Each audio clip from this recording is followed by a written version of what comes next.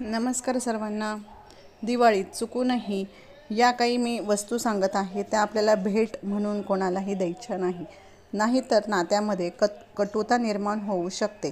वास्तुशास्त्रानुसार दिवाळीत 6 प्रकारच्या वस्तू भेट म्हणून देऊ नयेत। अशा काही गोष्टी आहेत ज्या भेट म्हणून दिल्यानंतर नात्यामध्ये दुरावा येतो आणि तुमच्या जीवनातील सुख आणि शांतीवर नकारात्मक प्रभाव पडतो।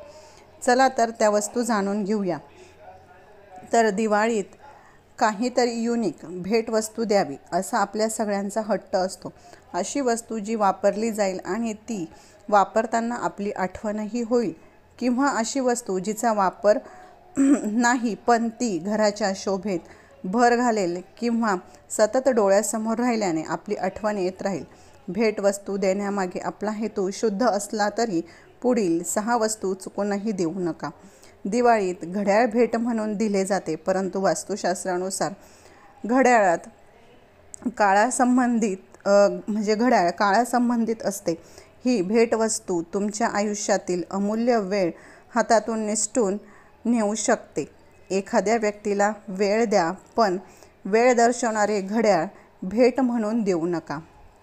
अनेक जणी आपल्या बहिणी, आईला, मैत्रिणीला, नात्यातल्या अनेकींना रोजच्या वापरण्यात येणाऱ्या अशा सुऱ्या, कात्री भेट देतात, परंतु वास्तुशास्त्रानुसार धारदार वस्तू भेट देणे हे नात्याच्या दृष्टीने नकारात्मक ठरते। भेट जरी उपयुक्त असली तरी त्यामुळे नात्याला कात्री लागू शकते। त्यानंतर आजच्या काळानुसार परफ्यूम हा लोकांना गिफ्ट देण्याचा सर्वात सोपा आणि स्वस्त मार्ग मानला जातो, परंतु बजेटनुसार परफ्यूम योग्य असू शकतो। परंतु वास्तुशास्त्रानुसार कृत्रिम सुगंध असलेले परफ्यूम भेट देणे योग्य ठरत नाही। त्याऐवजी चांगल्या प्रतीचे अत्तर भेट म्हणून तुम्ही देऊ शकता, किंवा सण समारंभाच्या प्रसंगी वापरण्यात येईल अशी अत्तर दाणे तुम्ही देऊ शकता। वास्तुशास्त्रानुसार आपण कोणालाही रुमाल किंवा टॉवेल भेट देऊ नये। कोणालाही रुमाल किंवा टॉवेल भेट दिल्याने नातेसंबंधात दुरावा निर्माण होऊ शकतो आणि ज्या व्यक्तीला तुम्ही रुमाल किंवा टॉवेल भेट देत आहात त्या व्यक्तींशी तुमचे नाते बिघडू शकते किंवा दुराव्याची परिस्थिती उद्भवू शकते। थोडा संदर्भ लक्षात घेतला तर कळेल की एखाद्या व्यक्तीच्या दुखवट्यात सांत्वनाला जाताना आपण ह्या वस्तू देत असतो, त्यामुळे शुभप्रसंगी भेट म्हणून तिचा वापर करू नये। त्यानंतर दिवाळीत तुमच्या प्रियजनांना काळे कपडे भेट देऊ नका। वास्तुशास्त्रानुसार काळा रंग हा अंधाराशी संबंधित मानला जातो, तर दिवाळी हा प्रकाशाचा सण आहे, त्यामुळे दिवाळीत कोणालाही काळ्या रंगाचे कपडे भेट म्हणून देऊ नका किंवा दानही करू नका।